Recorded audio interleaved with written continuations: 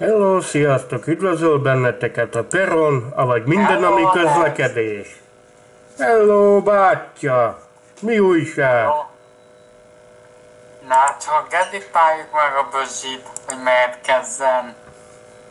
Bözsi még Gergő jön talán, nem? Nem tud jönni, sajna. Mert közben neki. Semmi baj. Majd máskor. Hát, ja. Különben ezt a vizéres témát, amit mondtál, hogy... Igen, én ma találtam Facebook doktorba, hogy ebben ebben muszáj kétől fog inni, és tényleg jól mondta, 19 euró lesz. Ahoj, Otyecka! Hello, Bözsi! Jó, készítem neked néha. Várjál, összébb megyek, mert látom, hogy nem férek bele a képbe. Se ott, se jó. Na. Jó van. Na, csak a szakácsot várjuk, azt szoktad mondani. Hát nem férte bele magát a gulásba. Ja. Ja. Ja, egyébként ne zavarjon meg senkit az óra mögöttem, nem a mostani pontos időt mutatja. De ez majd egy témához kapcsolódik, és azért. Ja, jó. Tényleg nem tudjátok, Rikárival mi történt? Tegnap nem volt semmilyen live. Nem tudom én se. Ugye, nekem beszélek a Fedics Tomival, ugye, Bözsi is ismert őt, és ebben hívt rá Rikán még tegnap este, de azt hitták, hogy még nem válaszolt meg, úgyhogy én se tudok semmit, nem lettem kosabb végül. Akkor mert elkezdünk a témába, nézd be akkor Bözsák meg Kerkosz egyrészt ugye a műsorhoz készült intót, mert ugye a Index képviselőben ő készítette, akkor ugye elmondja, hogy miért lett ennek a műsor Peron a neve, hát anyja akarta, csak ott el a szó. Hát igen, mert hogy hát kvázi én találtam ki, tehát azért gondoltam, hogy én mondom el, tehát arról van szó, hogy ezeket a beszélgetéseket most már szeretnénk így egy füst alá hozni, mert úgy értem, hogy egy füst alá, hogy ne csak így legyen egy megnevezése, hogy megint egy beszélgetés, meg megint egy beszélgetés, hanem akkor legyen egy koncepció, tehát hogy akkor legyen valami összefoglaló neve, és akkor azt találtam ki a többiek egyetértésével, hogy akkor nevezzük el valahogy, és legyen ez egy ilyen kvázi műsor, ha úgy vesszük, a Youtube-on belül, és akkor ezért váltak ki, hogy akkor legyen peron, és akkor legyen, mert mindenkinél van, ugye? Tehát milyen multinacionális cég vagyunk, hogy valaki Szlovákiából van, valaki Magyarországról, valaki Angliából. Ha Gergő itt lenne, akkor most nem is tudom, hol van jelen pillanat. Na mindegy, a lényeg, hogy a peron az mindenhol van, és akkor gondoltam, hogy ez egy jó összefoglaló név, és akkor ehhez készítettem egy főcímet, igen. De szuper lett, nekem tetszik. Igaz, hogy segít... Küldtem tegnap a Lexnak nyugodtan. Mondták, hogy ha ő is felvesz a videót, akkor nyugodtan használj ő is. Na, sziasztok! Hi, Gary. Hello. Hi, Gary from Hungary. Jó. Gary from the konyha. Oh, welcome back in England. Ja. Welcome back. Na, ja, hazaért, ja, nem tudom ki megeszi. Ja. Gondolom tartalmas utad volt hazafelé. Hát, Jó ja. volt. Ja, csak odafelé volt nehéz, mi? Igen. Na majd várjál, majd mindjárt, hogy hívják? Ja. Mindjárt áttérünk, várjál. Ja, mert ugye gondolta, hogy ugye mert vasárnapban Nagykerkéban gondolta, hogy arról biztosan szeretnétek beszélni. Hogy úgy hirdették, mert lesz új nyomban, de ez csak választások miatt hirdették. Nem lesz új nyomban, pótlózás lesz, ki tudja meddig. Hát igen, tehát most eleve ott kezdődik a történet, hogy amit elvileg nem szüntetnének meg, ugye ahol a baleset volt, ahol nem kisiklott, csak leugrott a sírról a BZ, ugye? Ja. Kicsit elfeküdt a bokorban, mert fáradt volt. Na, szóval azt ugye most volt a Becski Andrisnak egy videója, azt néztem, hogy hogy konkrétan egy hónapja volt a baleset, és egy hónap alatt semmit nem csináltak rajta. Tehát nem javítottak ki pedig is. ugye azt ígértek, hogy elveg a december mehetendáltásra fognak újra járni Magyar út, és Visszakolya is változott. Hát igen, aztán még mindig pótlóbuszozás van. Ráadásul kedlővel. Hát én szerintem ott még sokáig lesz A pótlóbuszozás. vágányok, aztán semmit nem csináltak azon kívül. Na, és azért gondolom, hogy Haltak be az egészbe. ezért gondolom, hogy ez a vonalbezárás, ami ugye az akkumulátorgyár miatt lesz, meg kell nekik a hely. Amíg létezik akkumulátorgyár. Úgy jelentette be, hogy lehetséges ők szernek teljeszkedni, nem az, hogy pont most 2005 be akarnák teljeszkedni. No, hát most igazából az akkumulátorgyár terjeszkedése az csak egy ilyen álindok szerintem. Hát lehetséges. Biztosan veszem, hogy ez csak egy ilyen álindok, tehát ez a jobb kifogása se rossz alapon. Konkrétan az van, de ez csak az én meglátásom, hogy hívják, hogy amúgy is be akarták volna zárni ezt az egész vonalat, vagy ezt a vonalszakaszt, főszedni behíteni sóval a helyét, meg stb. Az akkumulátorgyár terjeszkedése az csak pont kapóra jött ehhez. Hát, jó, ha úgy veszik, igen, de ugye tavasszem, ha emlékszek, volt bennyi kis fejtás az abban, tehát akkor most megcsináltak, és így nézzem, megy társakába, úgy vesszük. Egyébként meg van olyan érzésem, hogy ez is csak egy a sok közül, tehát ha a Lázáron múlna teljes egészében az egész, tehát az egész vasúti közlekedés csak a Lázáron múlna, senki máson, akkor pikpak megszüntetni a vasúti közlekedés, és mindenhol pótlóbusz járna. Hát, mellékvakon valószínűleg biztos. Hát a fővonalakon nem biztos, tehát a fővonalak lehet, hogy megmaradnának, de ahhoz még ő sem merne nyúlni, de hogy a mellékvonalakat egytől egyig bezárná, az tuti ziher. Csak egy ember járna jól ebből az egészből, Adani, volna mit videóznia. Hát te egy ember járó, itt sok ember járó. A mellékvakon, ugye, azt adnám például a Sáskomlót is egy, mondhatnénk ilyen fontos mellékval, de több ilyen mellékvas van, az eléggé fontos. Hát igen, tehát nagyon sok mellékvonal van, amin van forgalom, meg lenne forgalom, meg nem hogy hívják, nem olyan, hogy napi egy pár vonat jár, és azon is utaznak hárman, hanem azért tényleg van forgalom, de ennek ellenére X-á szükség, úgy döntöttek odafönt, kész. Hát jó. Látunk el közben csinált háttérképet az motorbalatra, és akkor most így visszatért egy kis témakapcsolatottól, és így kikem a véleményedbe. Gondolom nekem sokkal markánsabb véleményen erről. Hát de nem, az a vélemény, hogy Lázár Jánosnak le kéne mondania. Hát az milyen már, hogy egy kínai akkumulátorgyár miatt bezárunk egy forgalmas mellékvonalat. Hát jó, meg hogy és akkor azt mondják, hogy ugye, hogy egy hangosított BZ-ben, és ugye utolsó volt az ugye csak bocsáztádik men, és mégis mindhárom BZ az csudik tele volt, tehát nem értem, de van rendes utas. Szóval aztán nem lehet ezt fogni. Ugye azt mondják, hogy mi szuverén állam vagyunk, meg minden, de a kínaiak füttyentenek egyet, akkor vasútvonalakat is bezárunk. Pedig elég lett volna egyszerűen csak egy új nyomvonalra terelni az egészet. Pápánál is repülőtérnél azért vágják át a töltést, mert hogy a kifutó pályát fogják hosszabbítani. De hát ott is elég lett volna csak egy kunkorral átvezetni egy új nyomvonal korrekción, és mehetett volna tovább a vasúti pálya. Hát itt is azt mondják, hogy majd egy nyomvonal korrekció, csak hát adatoknak kell kinél, azt hiszem, tábélkázasi fel akarják visszacsatlakoztatni.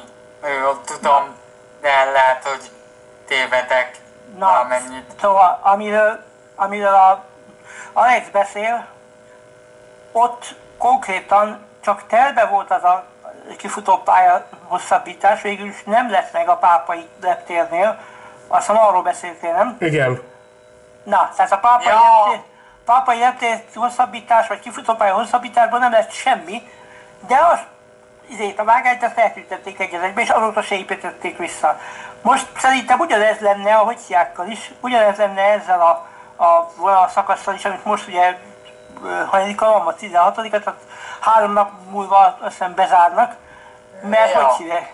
Mert ha tényleg akarnak valamit ott mókolni, tehát ilyen bővítés, akkumulátorgyárbővítés vagy bármi, akkor annak már kell lennie, vagy kellene lennie valami nyomának, és nem csak papíron, hanem fizikailag, tehát a bukkagépek fölvonulnak, vagy valami. Tehát 19-én bezárják a vonalat, 20-án főszedik?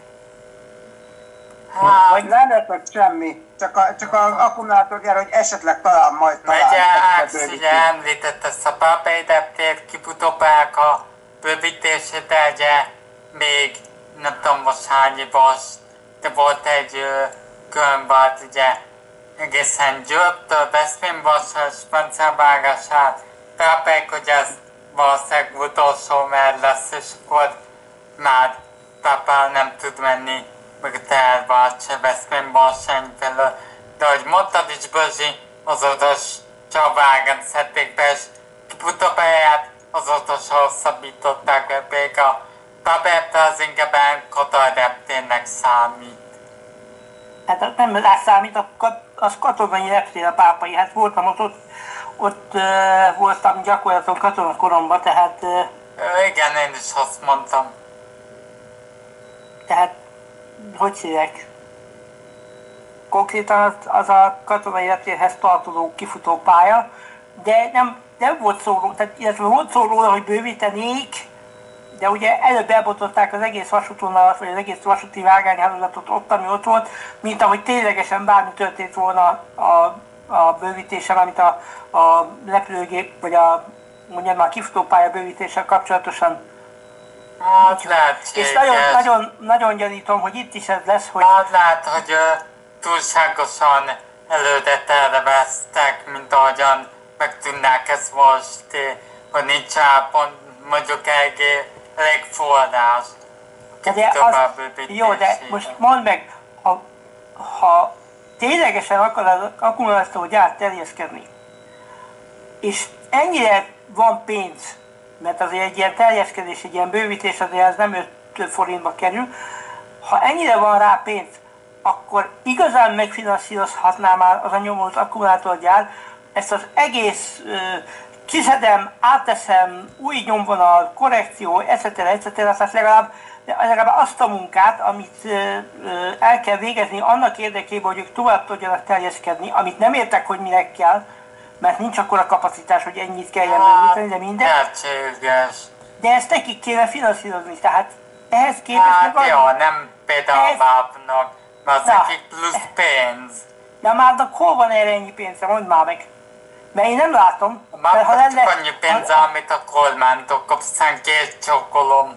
Jó, és mit kap a MÁV a kormánytól? Ezt. Semmit. Ezt, Hát konkrétan, ezt. jó, van semmit. Hát azt kapja, hogy bezárják a mellékvonalakat, és mindenhol pótlóbuszoztatnak. És most már nem is hagyják, nem is volánbusz van, mert ugye megszűnt, hanem MÁV busz van. Ahogy azt hiszem a Rikálynak az egyik videójában volt, hogy MÁV busz van. Tehát konkrétan ott tartunk, hogy felszedik a sineket, és akkor a sinek helyén is úttest lesz, és az úttesten fog közlekedni a busz. Jó. És akkor ennyit a közöttpályás közlekedésről. Hát, jó formán. 68-as koncepció 2.0. Lerohasztani a mellékvonalakat, mindent a útra kiküldeni. Ez is. Na várjál, mert koncepció itt is van nálunk Angliában. Na tényleg is, hogy áll az államosítás? De várja, államosítás, ezt akartam mondani.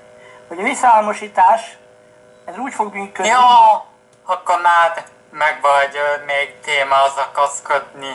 Az avanták a lútülégyes kérdésre. Igen. Ugye, hogy most akkor az meg majd elkezd majd 2026 jön át, nem vagy azzal mi lesz, tehát akkor így, Na, hát tehát az képadok. van, hogy nyilatkozott a Heidi Alexander, aki az itteni közlekedésügyi államtitkár, ahogy én hívom, mert álmaik vannak, csak hát megvalósítani is kéne. Na mindegy, a lényeg az, hogy van egy ütemterv, ami szerint szépen fokozatosan 3 havonta, tehát negyedévente beolvasztanak 1-2 társaságot, akik nem olyan üzemeltet, akik a privatizáció alapján nem nyílt üzemeltetésűek, tehát konkrétan van azt hiszem a Transport for Wales, a ScotRail, a TfL, tehát a Transport for London és a Lumo, ezek vannak, akik ilyen nyílt társaságok, tehát akiket nem fognak beleolvasztani ebbe a nagy államosításba, mert ezek más koncepció alapján működnek, illetve ebbe a körbe tartozik majd a B-Network is, ami a Nagy Manchesterhez tartozik, egészség, tehát ami Nagy Manchesterhez tartozik, és ugye itt az van, hogy ezek a társaságok, ezek önálló jogot kapnak, tehát nem fognak beleolvadni ebbe a nagy brit társaságba, ami egyébként azért őhely, mert nem nagy brit, csak nagy Anglia. Mert hogy csak jóformán csak Angliára terjed ki, tehát az angol határon túl nem fognak ott mókolni, hiszen az mindenkinek a saját fennhatósága, a saját kormányának a fennhatósága. Tehát ez inkább csak nagy angol vasúttársaság lesz, mint nagy brit vasúttársaság, de most ez részletkérdés. Csak hát most gondolod le, hogy olyan, hogy mit tudom én, Magyarországhoz tartozna Szlovákia, meg Románia. És akkor azt mondanák, hogy na, akkor innentől kezdve van egy MÁV, de a MÁV-ot úgy hozzuk létre, hogy mindent a MÁV csinál, tehát minden a MÁV-hoz tartozik, a pályakarbantartástól kezdve a vonatok üzemeltetéséig minden, de akármennyire Magyarországhoz tartozik Szlovákia meg Románia, szlovák meg román társaságok önállóan gondolkodnak, mert fizikailag ők önálló államok. Tehát nincs országhatár, úgymond, de önálló államok, tehát önállóan gondolkodhatnak azon, hogy miként fogják megvalósítani ők a saját hálózatfejlesztésüket esetleg. Úgyhogy a kormány felé csak annyi elszámol a magyar kormány felé, ha ezt a példát hozom, hogy ugye egybeolvadna Románia meg Szlovákia Magyarországgal, hogy akkor a magyar kormány felé lenne egy elszámolási kötelezettségük, hogy ezt meg ezt csináltuk, de a joga annak, hogy mit csinálnak, tehát a döntési jog, az az ő kezükben maradna. Na ugyanez van körülbelül itt is, hogy létrehozzák nagy Dirrel meg Durral ezt a nagy vasúttársaságot, ami együtt fogja képezni az egészet. Beszéltünk is 2 videóban. Igen, és akkor most az lesz, hogy mindent ők fognak felügyelni, tehát a személyszállítást, a teherszállítást, illetve a teherszállítás is részben, tehát már most ez az új felállás, hogy a teherszállítás sem úgy lesz, ahogy lesz.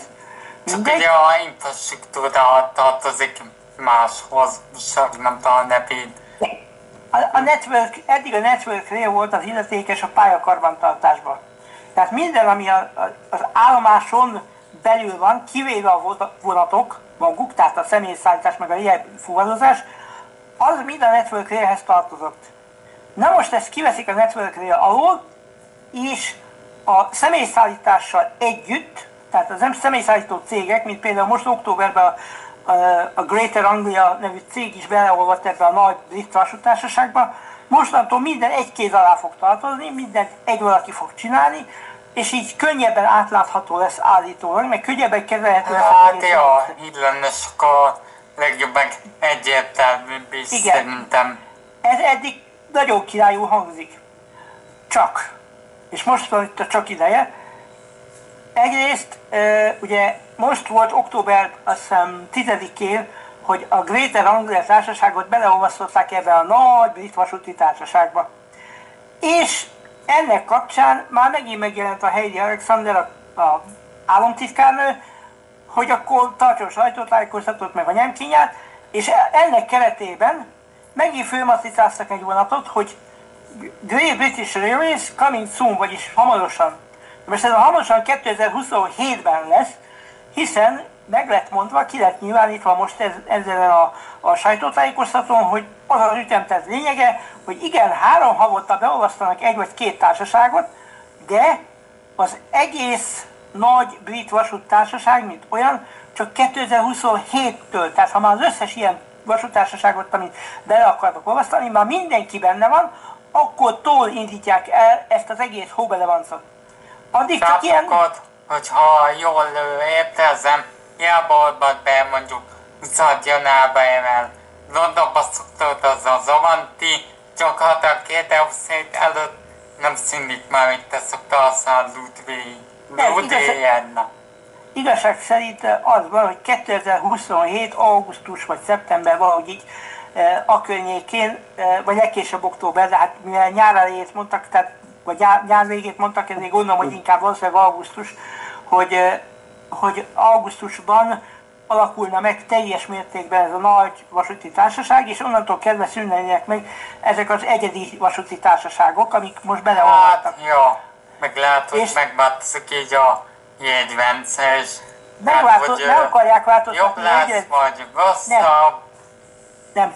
Az a helyzet, hogy nem tudni, hogy jobb lesz, vagy rosszabb. Pont ez a probléma lényege, mert hogy egyedi kialakítású jegyrendszert akarnak, hiszen most a társaságok saját maguk találják ki, így a kisújból kiszopva, hogy milyen szisztéma szerint adnak ki jegyeket.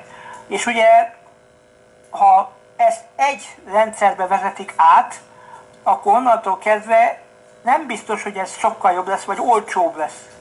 Tehát, lehet, mert úgy gondolom, hogy akár lehetne százás, meg csinálni távolság alapon például. Hát most is mérföld alapú a számítás, csak ugye más az, hogy hány fontot számolnak egy mérföldre, meg mikor van csúcsidő, mikor van csúcsidőn kívüli időszak, stb.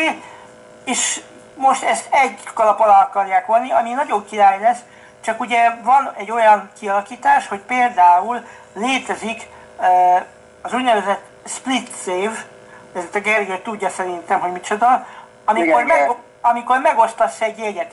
Tehát ugyanarra az útra szól, tehát mondjuk most per pillanat, mondjuk egy példát, Manchester és London között, ugye több vasúti járat is közlekedik, többféle, és megtehetem azt, hogy fogom magam, és Manchestertől, mit tudom én, most per has, elmegyek csak Crewe-ig egy jeggyel, és a másik jegyem egy másik vonattal szól, és Crewe-tól Londonig még egy másik vonattal megyek, és ez a megosztott jegy, ez olcsóbb, mint ha egy jegyet vennék egy teljes vonalra. De nem is kell egyébként a többféles jegyet, nem is kell külön vonatot venni. Olcsóbban jönnek el. De az, hogy például a Manchester példán, megint Manchester. Jó, de amit a Gergő mondta, az is létezik, igen, hogy nem kell külön vonat, tehát létezik úgy a megosztott jegy, hogy ugyanarra a szerep, vagy ugyanarra a vonatra. Én csak azért mondtam, hogy körülbelül lehessen érteni, hogy az egyik verziója az, hogy mondjuk Crewe-ban átszállsz egy másik vonatra, és kényelmesebben, tehát hogy volt egy videó, egy vlogger megcsinálta azt, hogy konkrétan ő is nem tudom már honnan ment a Londonba, azt hiszem Birminghamból, vagy nem tudom, és megmutatta, hogy ezzel a split save rendszerrel, tehát ezzel a megosztott jeggyel, úgy, hogy átszálltak egy másik vonatra, ami ugyanúgy Londonba tartott, és nem sokkal később ért be Londonba, mint az, amelyiken ültek, sokkal kényelmesebb helyük volt. És még kaptak valami felszolgást, vagy mit tudom én, tehát jobban jöttek ki, mint hogyha azon a vonaton maradtak volna. Persze ez nem minden... Körben, ha luxusban utaztak fel, mint a Gedés alatszoknál. Igen. Na, szóval jegyrendszert azt nem tudom, hogy lesz, de ez nagy a valószínűsége, hogyha tényleg egyesítenek minden vasútársaságot, aki ebbe beletartozik, ebbe a körbe, akkor drágább lesz. De most ugye Gedés azt mondták Gites, hogy Anglia az, ami eléggé drága a vasút szempontból is. Igen, és akkor a másik fele ennek tehát egyrészt ezt akartam mondani, hogy látszat van, mert ugye fölmatricázták a vonatot, tehát még csak föl sem festették rá az új logót, hanem csak fölmatricázták, hogy hamarosan, tehát kvázi csak a látvány van, De a másik, amit akartam mutatni, és az indok, amiért ez itt van mögöttem, mert hogy ma mutatták be ezt. Ez kérlek szépen, ilyen lesz, várja, igen. Tehát ilyen lesz ezen túl az állomásokon az óra. Tehát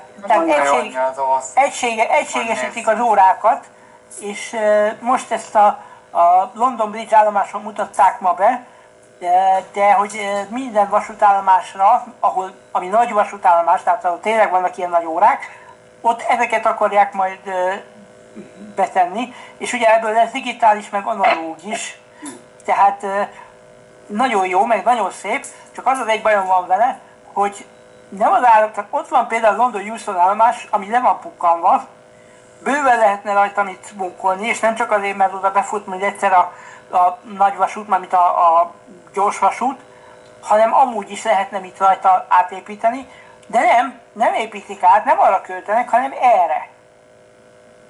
Tehát ez fontosabb, hogy egységes óradizájn legyen, mint az, hogy felújítsanak egy állomást.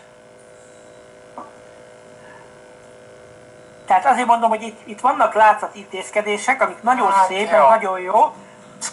Nem tudják eldönteni, melyik a pontosan például egy állomásfejtel vagy szódákat lecserélni egységes dizájnúra. Hát az órákat lecserélni olcsóbb.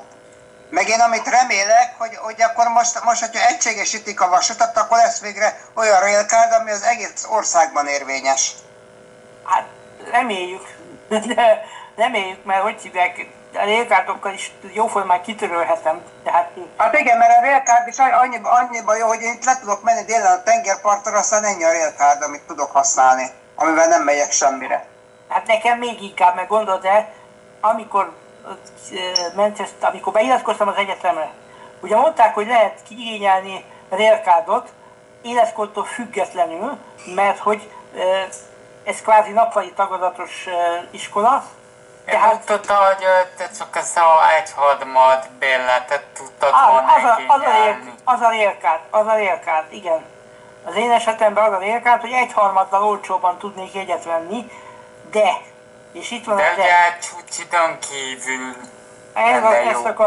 Ezt akartam mondani, csúcsidőn kívül. Na, legalább akkor megelőztelek. Köszönöm szépen, de ebbe az a hely, hogy a csúcsidőn kívül azért nem jó nekem, mert az maximum a hazaútra lenne jó. Odafele nem jó, mert odafele még bőven a csúcsidőn belül vagyok, hiszen reggel 9:30 van csúcsidő, nekem meg 9:30 kezdődik az oktatás, tehát pont nem érek vele semmit, pont kitörölhetem jóformán. Hazafelé meg olyan mindegy, mert hazafelé már tudok a Trainline alkalmazásból egy olcsóbb jegyet venni, és akkor nem fogok railcardra költeni. Ez úgy lenne jó, vagy arra lenne jó nekem, hogyha így menet közben, tehát hogy ha utazgatni akarok, ugye, és azon a körzeten belül, amire érvényes ez a railcard, azon belül egyharmaddal olcsóbban tudnék jegyet venni. Igen, ez jó lenne, hogyha tudnék utazgatni. Hát, ja. És itt lehetne mondani, hogy sadolgatni a okokat, hogy miért nem tudna utazni, de ezt szerintem most hagyjuk is. Ne tartozik, és erre a műsor, inkább úgy mondom. Magánügyeket azért nem hozunk fel ebbe a műsorba. Hát, ja. Szerintem hát is. jó, mert lehet mondani, hogy minden az anyagi múlik, és donation, communication. Ja, jobb, hadd bán. Igen. De hogy bármelyik megmutatta a háttét, én Bazsimeon tettem be, szögőzös kivételesen. Igen, hogy engem... Aztán vasárnap. Igen, hogy engem idegesítsél valami. Ja, megye, te kedvence ökőzös. Mindig elkedvinek mindenhol. Hát igen, tehát ezt a múltkori beszélgetésben elmondtam, hogy egyszer nonsens. Ja. Bezeg Zsolti, aki most nem lehet itt, mert más elfoglaltsága van, Hát, ja. az még naponta látja őket, tehát még be rá fog úszni. Hát, ja. És te mikor szeltenged haltasz, hát az is egy jó kérdés. Na mindegy, szóval ezért tettem be ezt a Mondjuk azt háttérkép. nehogy azt mondja, hogy soha, mert aztán nincs, hogy soha, de azért csak lejutsz. Közben nekem jelzett is az, hogy már csak 10 percünk maradt. Ilyen gyors eltelt az idő. Hát igen. Na, ezt meg én hoztam a te kedvedért, nem úgy Ja, ami múltkor ugye nem látszott nálam, ugye technikai hiba volt. Na, tehát erről beszéltünk, hogy Ja, az angol amit BZ. az Angol amit én BZ. hívok- Amit én hívok angol BZ-nek, igen. Tehát ez a Budapesten a Csufi villamos, az itt ez a vonat. Körülbelül. Ja, de most ha emlékszem, akkor talán mit a Csufi piac, azt a Kanakújta, hogyha jól tudom, Micsoda? nem biztos, de lehet. Mi volt? Mi volt? Nem figyeltem, bocsánat. Én se figyeltem. Ebben mint egy útnagy a Csufi piac, azt megkapta a Kanakújta, ha jól tudom. Jó kérdés. Most ezt nem tudom megmondani. Biztos, hogy érdemes lehet. De mindegy, az a lényeg, hogy hívják, hogy ugye ez már nem jár forgalomba. Tehát ezt még a Covid előtt kivonták a forgalomból. Tehát én ezt csak a Railway 200, tehát a 200 éves a vasúti közlekedés Nagy-Britanniában rendezvényen tudtam lefotózni, meg lefilmelni. Ja.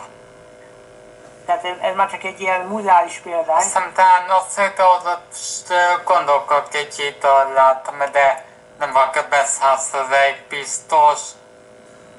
Ebből nincs több. Legalábbis nem tudok róla, megmaradt volna a többi. Tehát ezt üzemképesen meghagyták, úgy ahogy, de többet nem hagytak meg belőle, tudtam. Ja. Aztán Jó, felett, már de lehet, hogy... Megy lehet, hogy el, nem- múltkén műsorban az eljátszott ez, és ugyan csuklós bézek lehetne mondani. Hát igen, És tehát nem ezért mondom, látszik hogy olyan... rendes a csuklója. Ezért mondom, hogy ez... Várják, keresek egy olyan képet, hát ha megtalálom. Jó. Azt mondja, hogy ez még nem az, mert még csak hátulról. Hát, Turul, hátulul. Na mindegy, szóval, hogy... Mindegy. A lényeg, hogy ez van, hogy ez az a vonat, amit múltkor nem látszott. És egyébként, ha nagyon akarja valaki, akkor ott hátul, tehát ott, ahol a fekete sapkás emberke áll, amögött van a csukló rész, tehát oda lehet képzelni mondjuk úgy. Tehát ez nem egy egybe, ez nem egy ilyen egyterű vonat, mint a két motor be egy csuklóba összekötve, mint a busz például. Igen. Tehát mondom olyan, mint a Csufi villamos, tehát hogy... Úgy, mint nálunk a 813-as bagetka. Ikerbézé. Ja, igen. Itt is van csuklós bézé, de ugye csak az egy darab, igaz. Sokszor láttam Debrecenben, de eddig sosem sikerült kifogna, hogy utazzak vele. Pedig jó lenne, vegen tűzülésé vannak. Bocsánat, csak közben meg kell nyitnom az Instagramot, mert tudva levőleg... Ja. Egyet indít a következő kör. Hát én indítom a következő kör, de hogy el kéne küldeni Alexnek is. Ja. Sajnos a Meta megint annyira szerelmetes volt belém, hogy megint megszüntette a profiljaimat. Hát jó. Nem tudom, mivel neked a...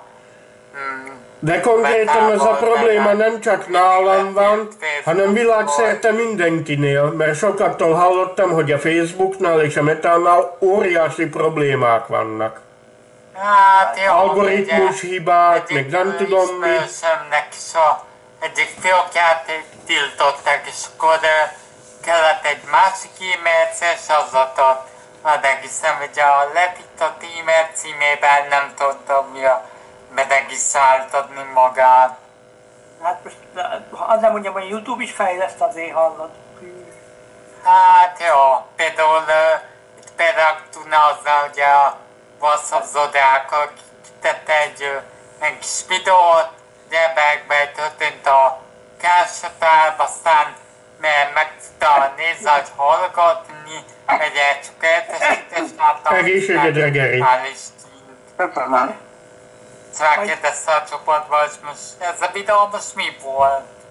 Hát jó, Eldobta, aztán el is tűnt. de a Zodiáknak a izéje, a Zodiáknak a problémája, az mit akarok mondani, hogy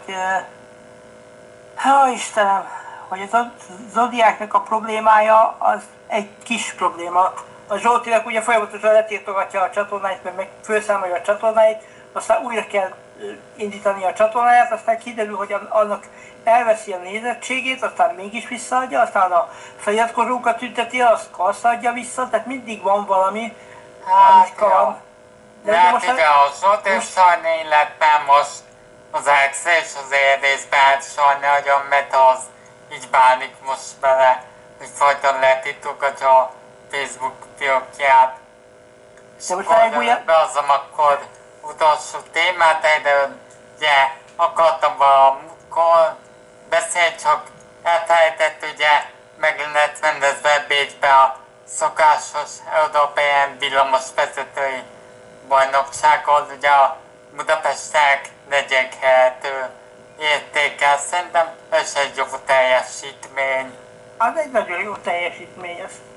Gratulálok is a Tudom, hogy csapatnak. ott szokott lenne, hogy minden országban egy város vezetékképvisek, vagy például Németországban mondjuk ott van például München, Berlin, stb.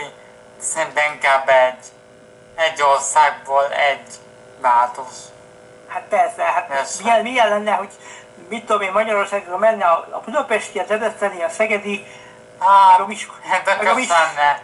meg a Miskolci csapat, és akkor más ne is versenyezzen, tehát ez a Most már, lényváros ha egymás. ezt felhoztam, akkor nem tudom, hogy a Bécsi Bias vezető bajnokság szeptember 16-nak azt rendezték meg, hogy valaki képviselte el Angliát, inkább úgy mondom.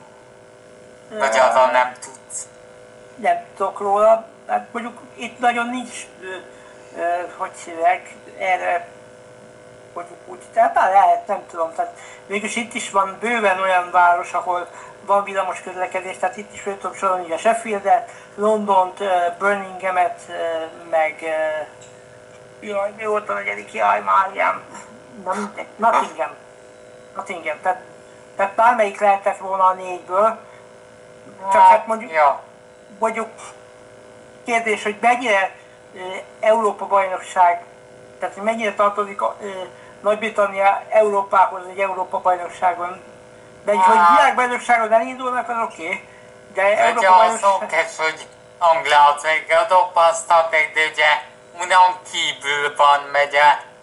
De Európa bajnokság az nem azt jelenti unió bajnokság. Jó, de egy EB-n általában nem mindegyik európai ország lesz részt. Attól függetlenül, hogy fizikailag Európához, mint kontinenshez tartozik. Ja, mert például igaz, Törökországnak csak Isztambul része, ami Európa, a többi része az már Ázsia, tehát az érthető a Törökország például ebben kerül ebbe a körbe. Ez olyan, mint a Ciprus is félig Törökország, félig Görögország, tehát most... Hát jó. Na. Jogos. Most szempontból egyébként máshogy vannak ezek az elválasztások. A fociban is Izrael még a BL-ben játszik, aztán meg közel nincs az Európához. Jó, ez olyan, hogy az Eurovízió Fesztiválon is ott van Izrael. Jelző, hogy már csak egy percünk van ebbe a meetingből. Jó, akkor majd utána folytatjuk. Hamarosan folytatjuk. Ezt megszakítjuk, és akkor... A műsor folytatódik a reklám után. Reklám után.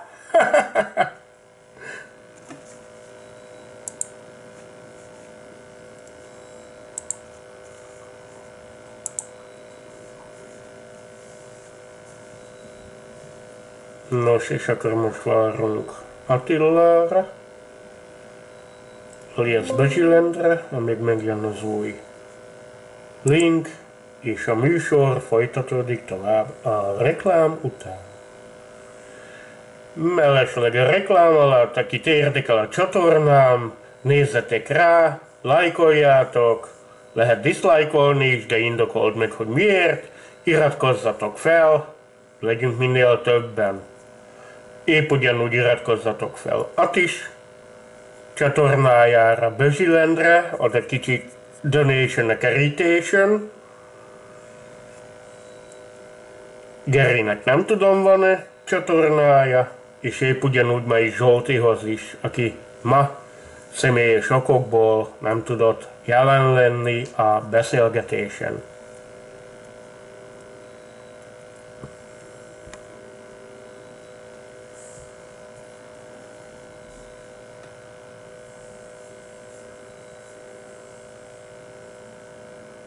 Hamarosan érkezik az új link.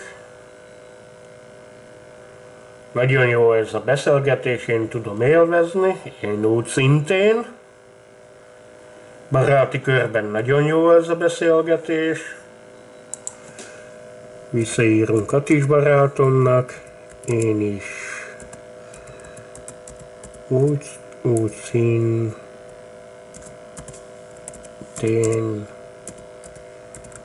élvezem.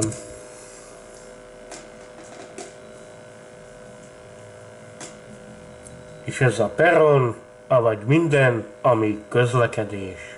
Repülő, légitársaságok, légiközlekedés, vízi közlekedés, vasúti közlekedés és közúti közlekedés. Mellesleg a repülésnél, ha esetleg nem csaplak pofon és repülsz el minimum Amerikába, de azt is belészámolhatjuk.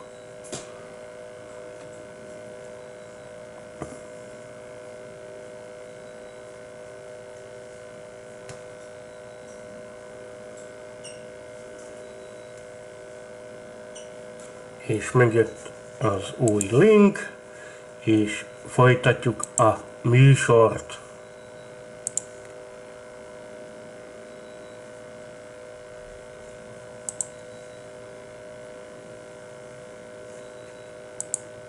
És csak ablakon van nyitva, hiszem. Na, megérkeztem. Na de jó. Na, Megjöttalaksz. akkor welcome back to the Ja. show. Ojjaj, de szép kis tragacs van ott a hátad mögött. Akkor folytatódhat a újabb 40 perc. Igen, én is hoztam témákat.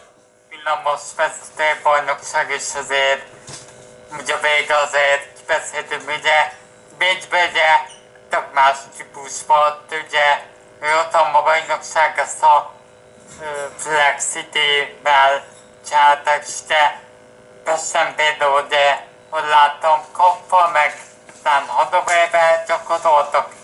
Kettőnek a vezetése teljesen más. Tehát Jó, de most mivel gyakoroljon? Hát most egyszer Magyarországon nincs Flexity, Bécsben meg nincs Hannoveri, akkor most mivel gyakoroljon? hát, jó.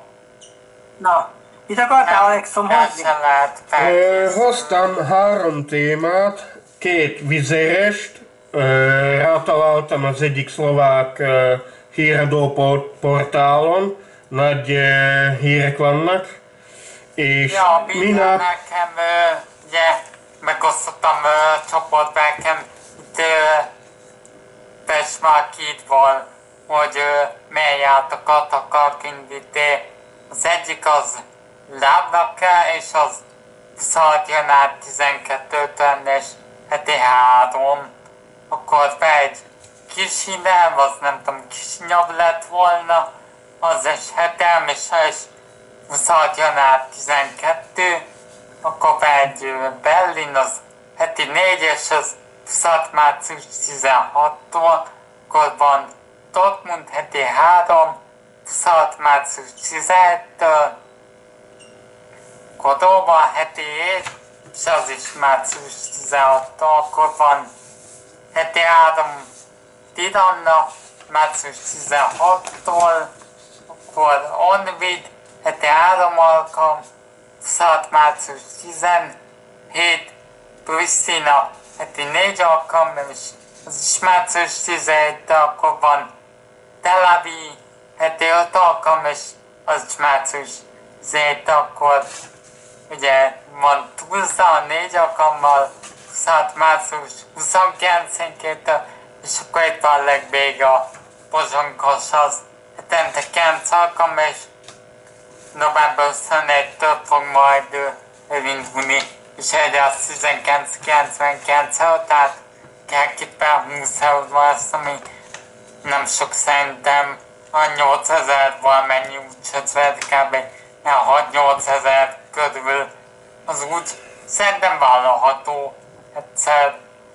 Igen, és én még át is kiegészítenélek. 2026. január 12-től ez a Larnaca, Pozsony Larnaca, ez 40 euró volna, ez olyan átszámítva forintra olyan 16 000 forint lenne. Akkor mondtad Tel Aviv, 2026. március 17, heti 5 alkalom, és ez volt a 49,99, vagyis felkerekítve 50 euró, az olyan 20 000 forint. És van még egy, ami március 29-től, 2026, Pozsony-Varsó, heti 5 alkalom, és az is 20 euró, az is ilyen 6-8 000 forint között volna. Ja, lényegében ugyanazt találtam meg, amit te felsoroltál, csak szlovákul. Úgyhogy most ez nekem új volt lényegében, de Pozsonykos az úgy szerintem többet, ha mondjuk nem idén csináljuk meg például, akkor akár jövő, de legalább akkor teljesen kossára amúgy vesszük. De hogyha azt mondtad, hogy novembertől indul el. Igen, november 21. Akkor az idén van. Igen. Igen, de most én azt mondtam, hogy hogyha például nem idén valósítánk meg szóval, hogy kipróbáljuk, mert ugye ott lakik szlovák ember, tehát egyértelmű, hogy akkor együtt próbáljuk ezt a Pozsonykosra járatot, akkor jövőre próbáljuk, így akartam érteni. Igen. Jó, de kicsit neked félrecsúszott, de semmi baj. Semmi baj. És amit múltkor mondtam nektek, hogy ez a Pozsony-Kassa járat, hogy úgyis érdemes lenne ezt kihasználni, hogy például Kassáról indulnának még más gépek a Vizértől. És itt a bizonyíték, hogy a Vizér akarna bérelni repülőgépeket, ami Kassáról menne, Pozsonyból menne Kassára, és Kassán volna egy csatlakozás, Kassa, Göteborg, nem tudom, ez talán Észak-Svédországban, vagy hol van pontosan, és volnának olyan járatok is. Nem tudom, most fejből lehet mindjárt utána nézek. Mi az, hogy Göteborg, hol van a Svédország? Igen, Svédország, csak nem tudom, hogy dél vagy Észak-Svédország. De azt észre most fejből. Na. Nos, és akkor volna ilyen járat, hogy Pozsony-Kassa, Kassa-Göteborg. Ja. Ilyen ráhordási lehetőség. De az ilyen járatnak, hogy Kassa-Göteborg, meg mit tudom én, Pozsony-Larnaca, annak látom értelmét, mert aki Szlovákiából repülni akar, az ugye vagy Pozsonyból, vagy Kassából indul. Oké, ilyen desztinációk adják magukat. De az, hogy én Pozsonyból Kassára repüljek, még akkor is, hogy csak 8000 forint, tehát ez a 20 euró, oké, tehát most nem tudom mennyi egy vonatjegy, tehát biztos, hogy drágább egy vonatjegy Pozsonyból Kassára. Persze. De hogy hívják? És tovább is tart. De ez a report... Az egyértelmű, hogy drágább például, ha most az Apple-hoz képest, ha azt nézzük. Jó, egy Pozsony-Kassa vasúti utazás mennyi idő körülbelül? Fú, nem tudom, még nem... Satsz per kb. Közúton olyan 400-450 kilométer.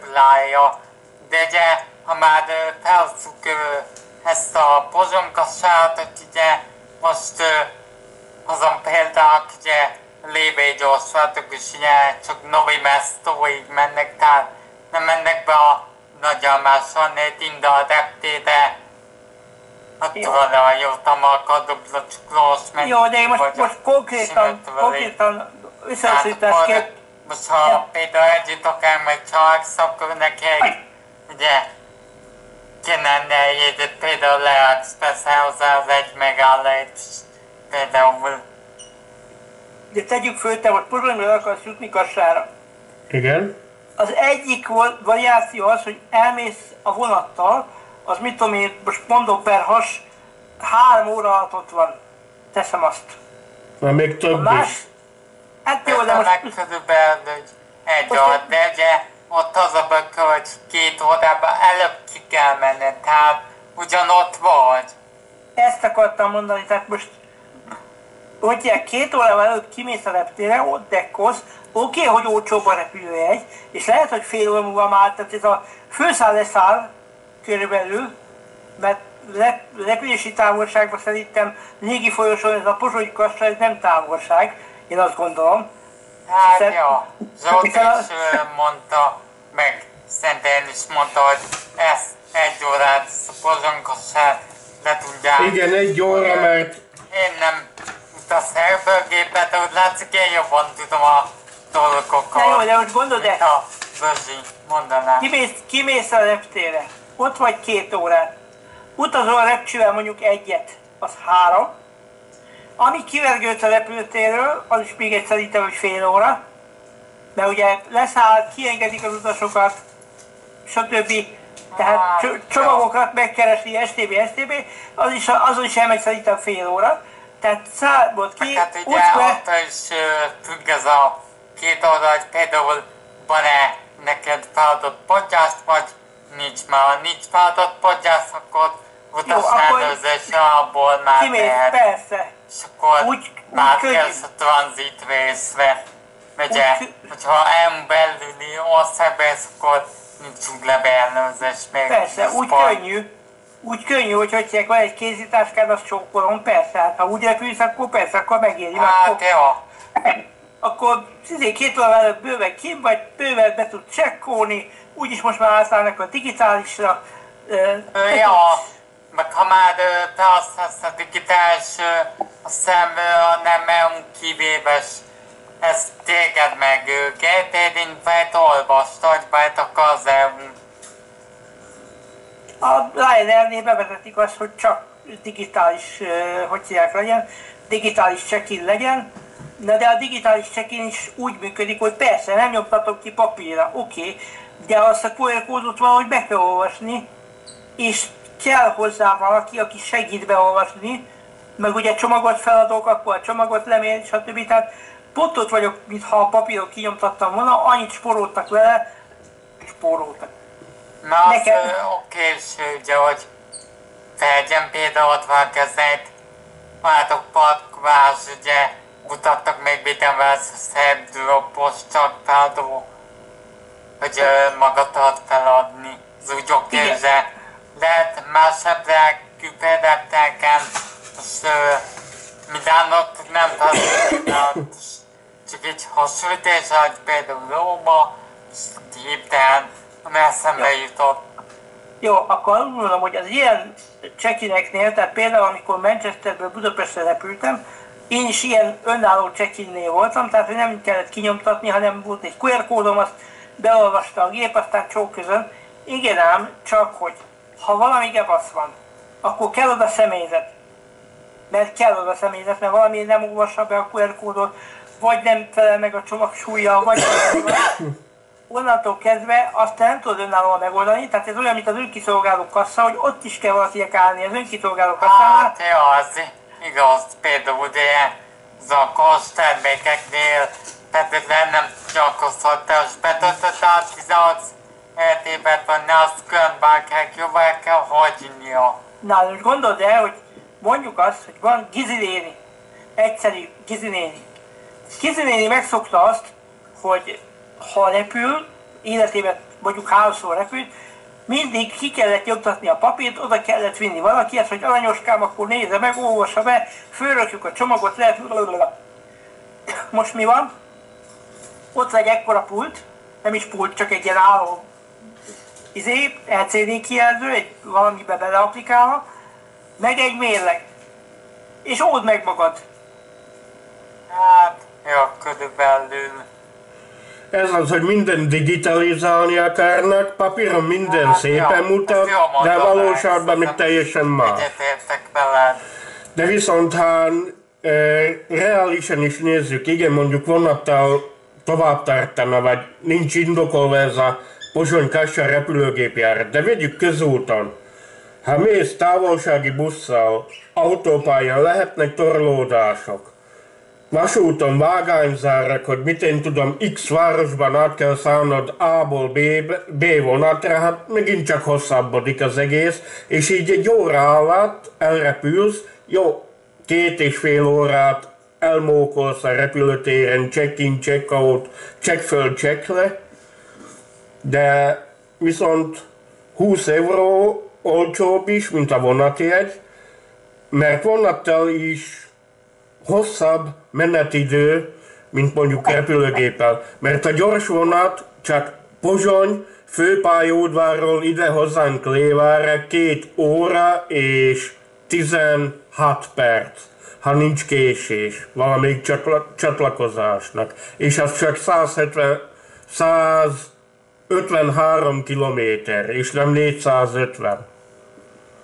Jó, oké, de elismerem, hogy Ja, de többször mondta is Szeka, hogy Kassa azért nem jutott el, mert neked Lébától sokkal távolabb van.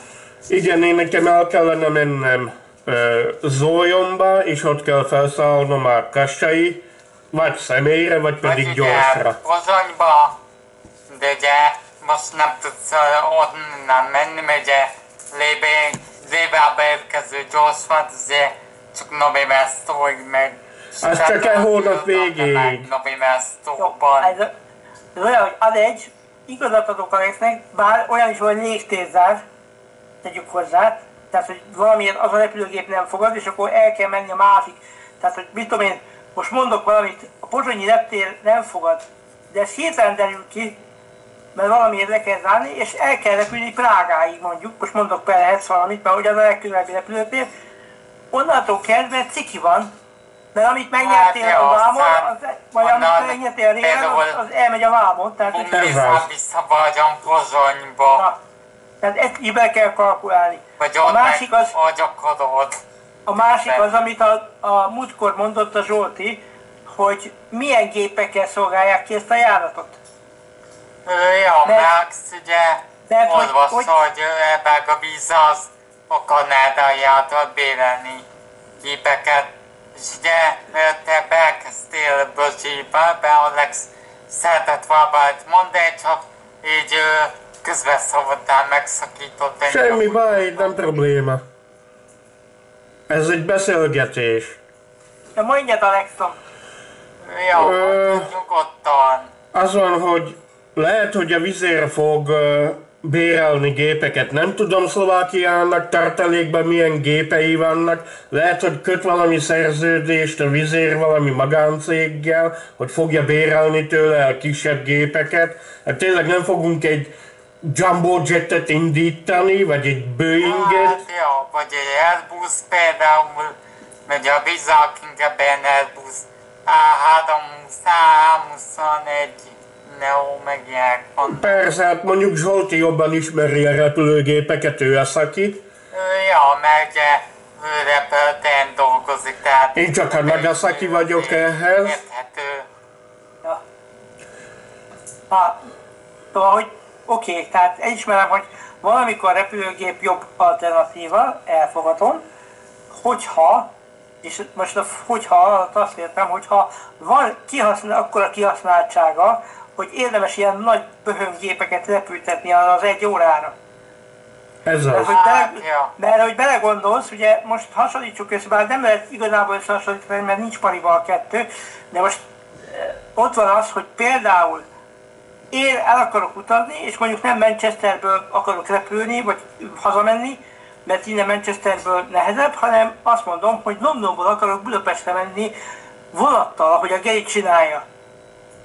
És akkor itt jön be a képbe a Gerinek a káváriája, hogy ugye át kell szállnia, mennyi volt? 4 óra átszállás volt normál esetben? Ja, valahogy úgy. Na, 4 vonat átszállás, ha nincs semmi gebasz. Ne, várjál, nem 4 vonat, mert várjál. Eurostarról átszállok Kölnbe, Kölnből ja, hát 4 vonattal, igen, végül is 4 vonattal kell mennem. Hát meg Kölnből elmész Bécsig, és Bécsből meg haza. Tehát az 4 vonat.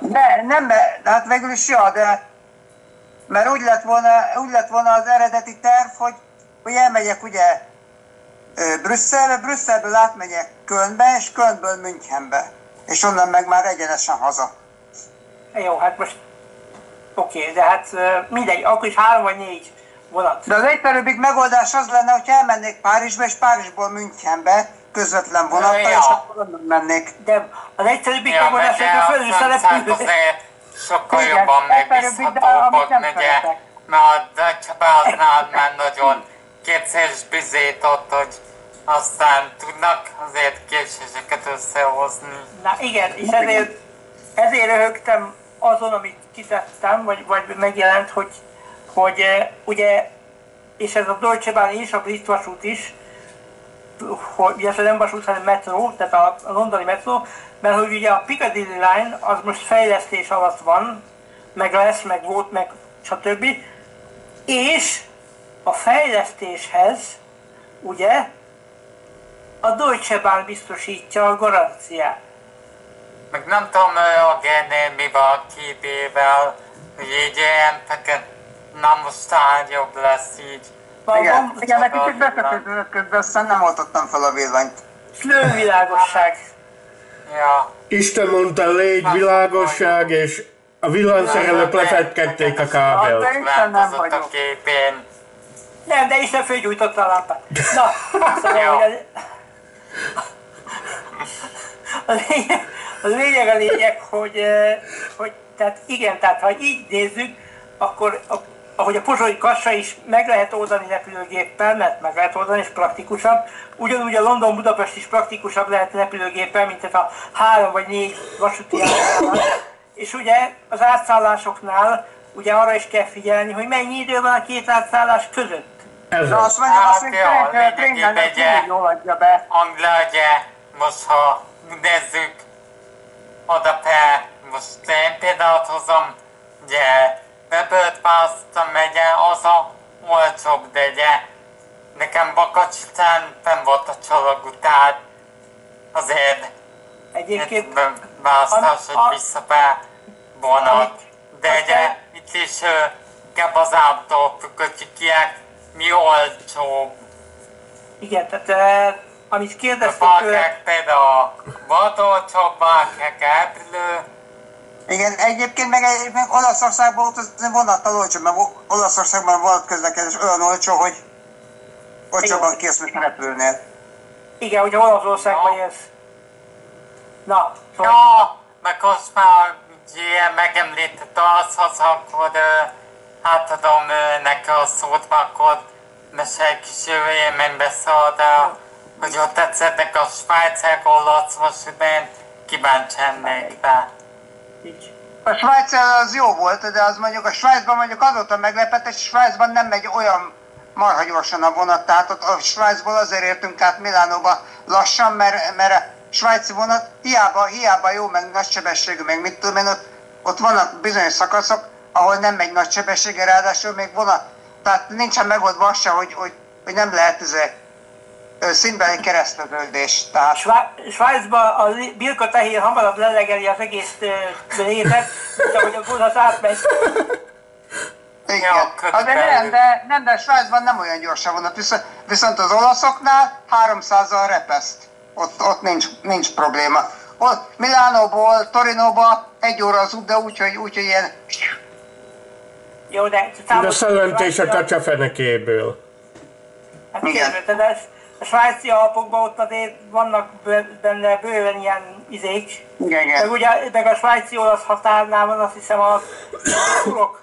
Igen, ott. Igen. A spirál, amit annyira szeretnek fotózni. Hát, na azt gondolod, de hogy hívják, hogy Ja, emlékszem. A szemtág lecset mondta múltkörje a Zsolti. Na, gondold el, hogy a TGV-t ráeresztenéd erre a hurokra. Ájjaj, azt hiszem, akkor ez a szlovákiai vonatbaleset, ez semmi lett volna ahhoz képest. Igen. De Na, hát egyébként meg a másik tapasztalatom az, hogy az olaszoknál hát a nagysebességű vonatok oké, aztán vannak ezek a helyi járatosok, hát ezek nagyon-nagyon-nagyon durván, olyan szinten össze vannak graffitizve, hogy azt el sem tudjátok képzelni. Van olyan, amikben a vonat nem is látszik. Na, Ja, hát lehet, hogy... Sinneken szaladó felírás. viszont tök jó vonataik. Viszont mikor jöttünk hazafelé, Flóriántónál át kellett szállnunk a Nápoly felé tartó vonatra. Hát ott olyan tömegnyomor volt, hogy úgy szálltunk fel, hogy onnantól kezdve megmozdulni nem tudtál, mert olyan tömegnyomor volt. Ja, úgy juttatok, gondolom, hogy a Laxmadent a Szardíniák. Jó, hát az itt is van. Tehát én nem véletlenül megyek egyen későbbi vonattal, kedveggelenként az egyetemben, meg Hát ja, kitapasztaltam. mindenhol azért mondtam, hogy 8, de a 4-es, 6-os azt nem kell hozni. Van Igen. mindig ilyen töményomiban, hogy ezt szoktam mondani. Hát igen, tehát ott és az ugyanazon az útvonalon megy mind a két járat, de az előző járatban mindenki fősófolja magát, ugye? Tehát Ja, meg fő... ugye ott egyik az ilyen Móric felé megy, másik meg Újbuda központ el, csak Egyébként meg mit akart végülis az összefiltrált, megegyezik mind a két viszonylatnak. na szóval az összegrafitizett vonat olyan, mintha metró lenne. Igen. A vezető Egyébként kilát a vonatok itt Olaszországban a tapasztalat az, hogy vannak nagyon régi vonatok is, meg vannak újabb vonatok is, tehát én például, amikor mentem le, Nápolyból mentem át Paganiba, ahol volt a szállásunk, akkor ott a vonaton úgy mentem egy emeletes Hitacsival, meg egy másikkal, ami nem tudom milyen vonat volt, úgyhogy a Hitachi az tök jó vonat volt, tehát vannak újabbak is, meg vannak még a régiek közül is egy csomó nekik, Hiszem úgyhogy... pont a háttérben egy Hitachi motorváltát. Igen, pont az, amivel mentem az emeletes. És mellette még egy TGV. Amivel mentem Ja, a French Hammer mutat, hogy kétszer utaztál Svájcból, igen, Frekkerószal, de Svájcból nem, Svájcban végig a svájciakkal utaztam, mert Münchentől Milánóig a svájciakkal utaztam, csak egyszer át kellett szállni. Csak ugye már egyiket a Deutsche Bahn szervezte, ugye Németországban, a másikat meg már a Trenitalia. Én azért hittem azt, hogy izében olaszra fogok menni. Én meg csak ez a 323-asat tudok vagizni az EMU-val. Ne vágjátok föl, én még csak bézézni tudok. És ráadásul ez az érdekes, mert hogy ilyennel én most találkoztam először, illetve most már másodszor, de most már tudatosan.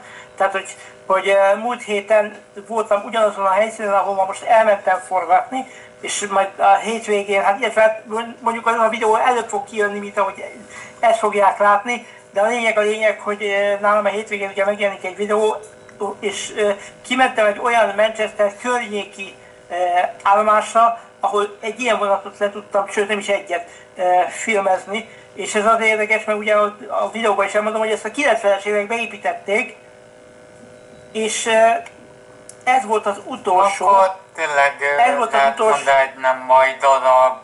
Hát, de azóta már felújították, de hogy ezek voltak az utolsók, amik még a British Rail korszakában készültek, tehát utána, miután ezeket legyártották, 91 és 96 között, utána ment tönkre a British Rail.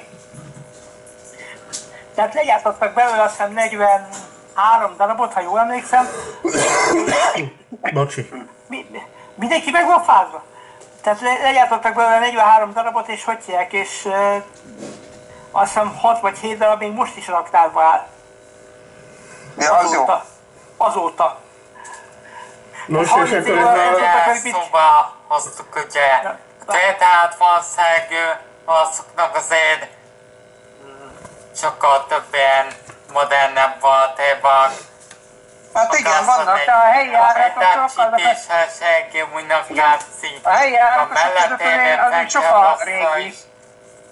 És azt akartam, bocsánat Alex, mindjárt mondhatod egy pillanat, csak azt akartam mondani, hogy az az érdekes, hogy ezek általában két vonalon járnak, mondjuk úgy, az egyik az Birmingham körzete, a másik meg a Manchester körzete, de ugye ezek hát nem bokorugró vonatok, de nem is olyan nagyon gyors vonatok, és az érdekes, hogy a menetrend szerint, ugye ezen az állomáson, ahol én voltam, 2 vonal működik, az egyiken csak gumiorú, a másikon csak ez a 323-as elektronyos vonat van, ezért is hívják EMU-nak, mert hogy elektromos többegységes vonat,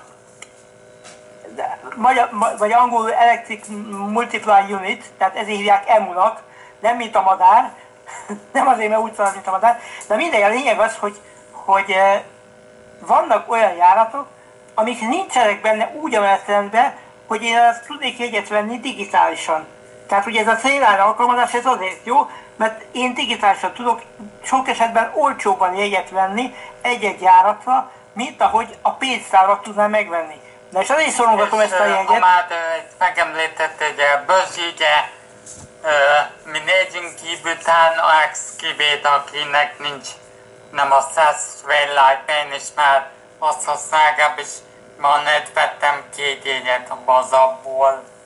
Szerintem sokkal olcsóbban meg tudtam venni például az IC-re a jegyet. Külföldön, hogyha veszem a jegyet előre váltva, tök jó, de hogyha ott veszem a jegyet külföldön, és pont abban a pillanatban kell venni, akkor valamivel olcsóbb, hogyha ott a eredetiben megveszem. Na, még 10 percünk van. Na, szóval befejezve a mondatot. Gyorsan tehát az 50 perc.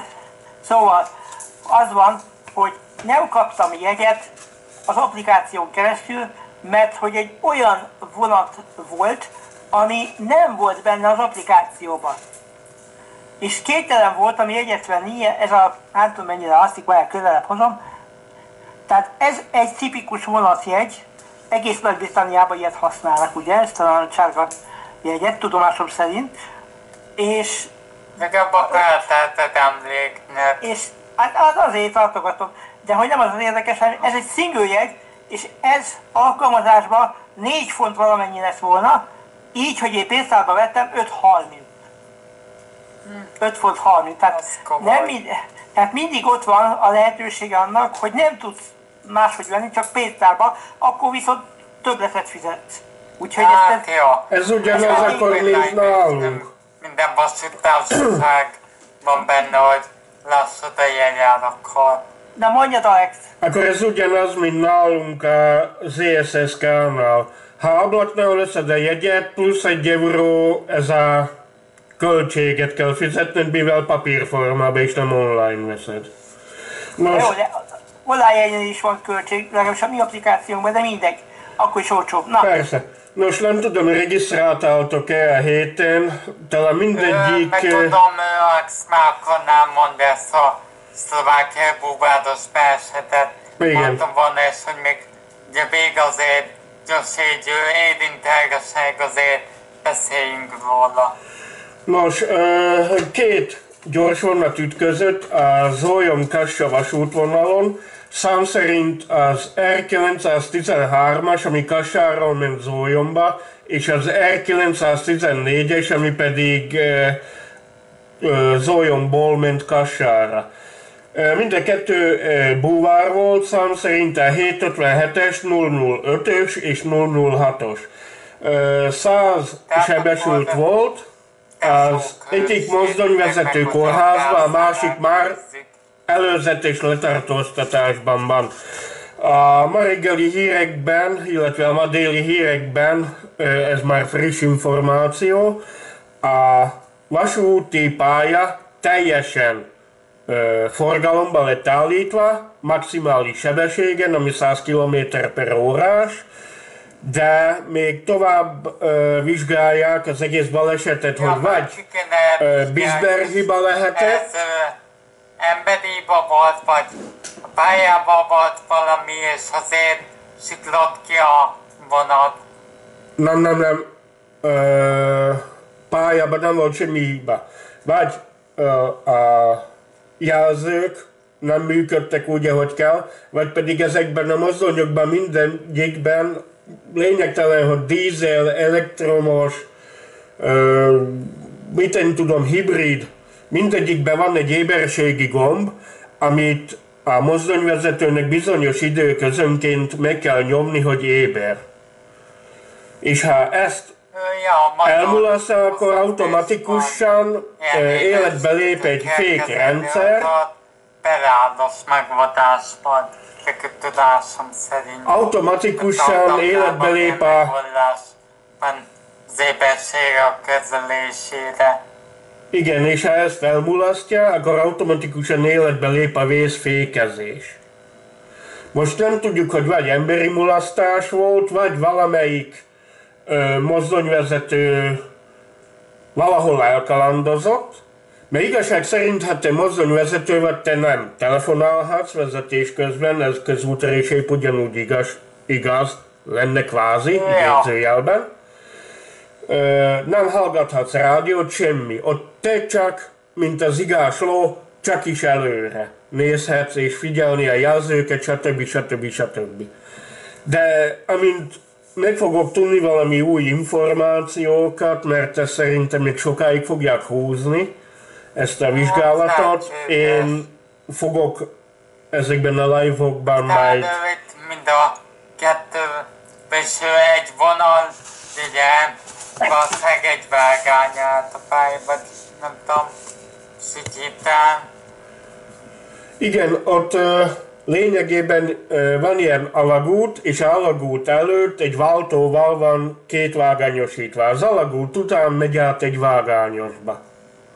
Vagy csak az alagút alatt megy egy vágányosba. Nem tudom, nem sűrűn járok azon a vonalon. Hasonló, mint a Gedékben például Esztergomban is Pécsabáig van, csak megcsinálva a másik vágány. Igen. Angyalföld felől az a nem is igaz, nem is teljesen Pécsabáig, mert csak azért van megcsinálva a két vágány az alagútig, és az alagút után már csak egy vágányok. Lehet, hogy itt is. Lehet, hogy ennél a vonalnál is úgy van, mert meg kell néznem légifelvételeket, műholdassat, hogy hogyan van. De annyit mondok nektek, ha a másik mozdonyvezető nem ugrik ki az ütközés előtt, minimum pástéton van belőle. Mert a másik búvár az tropára volt törve. Hát szerintem mint a két búvártropa. Közben én is figyelem a időt, nem kell mondatba, úgyhogy most én mondom, szoktam egy kezünk szedőzködni, meg mucsúzágy, aztán úgy álljunk, mint múltkor. Jó, hát van még 3 perc. Ugye 2 percén kezdjük, aztán teljesen kicsúsztunk időbe azért, de azért jobb előbb elkezdeni, mint aztán megye múltkor úgyhogy pont a donation-ről beszéltünk, és akkor szokottunk meg. Hát szokásos like, komment, feliratkozás. Donation kerítésen. Kifajjal az nincs fel. Jagatik. Szerintem így is Na, szóval a lényeg, hogy mindenkinek köszönöm a DSP-t, mindenkinek így megköszönöm, aki megdészelszél, de tudjátok, lehet lájkolni, ne adtátok kommentet, hogyha megjegyzésetek van, illetve van bármit eltetetek, mivel kinek újítanunk, illetve találkozni is lehet a csatás, nagyon közel van, lehet találkozni, hogy én szoktam menni, toljuk meg, találkozásátosság, ott van lenne elásba, lehet engés számadni, illetve Börzsé bácsit is, és akkor találkozni fogunk majd egy legközelebbi videóban, illetve egy legközelebbi előadásban, valószínűleg akkor nem ebbe a tállásban valószínűleg, mert nem hiszem, hogy októberben lesz újabb észrevétel, de ki tudja, ez majd idővel az eldönti. Persze, megegyezünk. Na jó, akkor csüssz. Ja. Na, Ja, jó, Az a lényeg, hogy megadod a lényeg. Nem lesz novemberben szünet ott a Fögete, hogy sem tud jönni, hanem úgy lesz PB Baltás megye. Elmondták el, hogy kell majd ilyen meetinget indítani. Akkor... Bye everybody, találkozunk legközelebb, és nyugodtan tessék kommentelni. Valakinek kérdés van, akkor írja, jó? Na, bye!